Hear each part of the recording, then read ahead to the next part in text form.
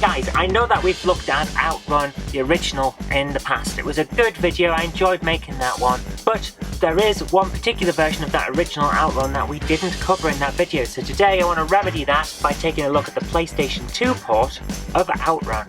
Let's get into it.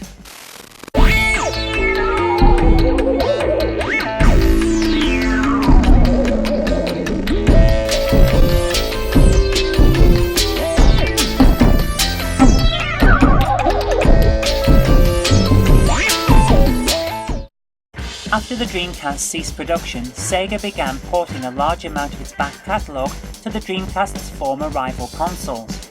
In Japan, they launched the Sega Ages line of budget re-releases on the PlayStation 2, updating their old franchises to work with the latest 3D-capable home systems. Some of those games worked out well, some of them did not. Outrun is one of those games that worked pretty well, all things considered. The game was released as Volume 13 of the Sega Ages 2500 series in 2004, just 2 years before its full-blown sequel Outrun 2006 Coast to Coast would arrive. Here in the West we got this revamped Outrun as part of the Sega Classics collection, which didn't stick all of the 2500 games onto one set, but did give us a nice selection of titles. Anyway, with the imminent release of Coast to Coast in mind, this 2500 version of Outrun looks like the missing link between the 2006 version and the 1986 original. Graphically, it's definitely attempting to maintain the look of the original arcade, albeit in the 3D style of a modern game. The graphics can look a little ropey, truth be told. They definitely aren't the cleanest or the most high polygon that I've ever seen. Other games from the same point in the PS2's run definitely look better than this, but they work, and it's obvious at first glance what everything is. For a budget game, I'm fine with how this looks. What's interesting is that the music seems to have been updated to a far higher standard than the graphics. Splash Wave and Magical Sound Shower aren't using the versions that are found in Outrun 2 or 2006 Coast to Coast, as far as I can tell, but these aren't the original Outrun tunes either. They've been updated at some point, possibly for the Japanese Saturn version that this game is based on. And they sound great. This is definitely the high point of the game. The music captures the feel of the arcade original perfectly. I have to admit, I actually do like this one. It's definitely a little rough around the edges, and the collision system doesn't have the speed or the accuracy of the original one, which is dull and a little bit jarring at times. It makes the experience far less like driving at speed and then having an accident, and more like a kid throwing their toys around on one of those carpets that are made to look like a map.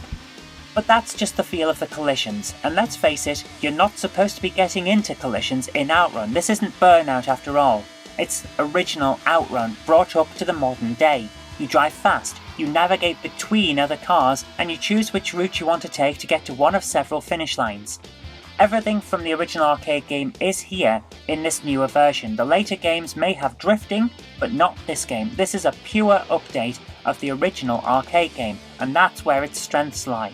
If you want a more modern version of the 1986 arcade, this is the game to go for.